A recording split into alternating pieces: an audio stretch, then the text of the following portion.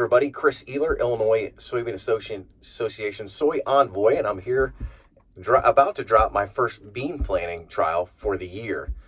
Let's talk a little bit about soybean planting dates in relationship to replant insurance. Those dates have just updated this year. We've got an article that's going to be coming out on the ISA Envoy site. So look for that. Kind of explains the new zones that are going to be in place in the state of Illinois. Here in East Central Illinois, we get bumped up to April 10th, which is pretty exciting. I think that's a pretty accurate assessment for us here.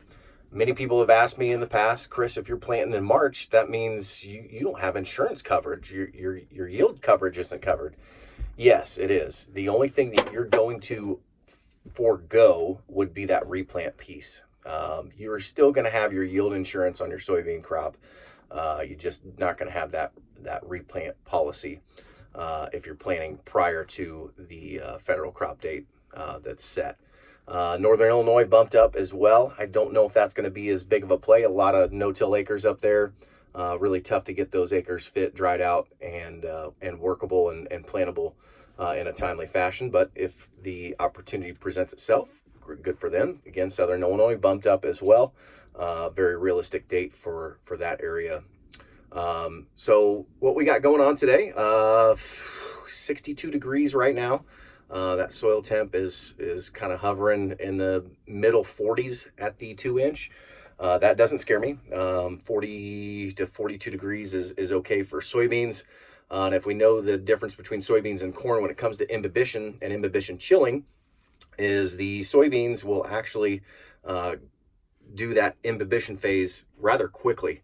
It can be complete in up to just under 12 hours. The forecast for the next 12 hours is actually temperatures rising. We're going to stay warm this evening. We've got chances of rain, warm rain coming in the morning and then tomorrow. So that doesn't scare me. We'll get that imbibition phase done. I don't see any type of chilling. Then the soybean's going to move into the osmosis phase where it's only going to take in water when it actually needs it. So it's going to hang out. I think emergence for these probably in the next 15 to 20 days would be my guess. You would never do that for corn. The corn has a longer imbibition phase, more prone to chilling effect. We really want 50 degrees in that 2-inch and rising and climbing for corn. I'm also going to run some starter with these soybeans because, as we know, planting into these cool soils, the nutrient availability is not going to be there. So I'm going to give these soybeans the best opportunity they can. Jason Webster at the PTI farm, some really great data there supporting the use of starter fertilizers for soybeans. So I'll have some links on some imbibition articles. I believe that's from the University of Nebraska, as well as the, like I said, my article for the envoys in relationship to the early planting dates. And if you're out there early, I threw in a couple tips for successful early planting. I'm Kris Ehler. Have a safe spring.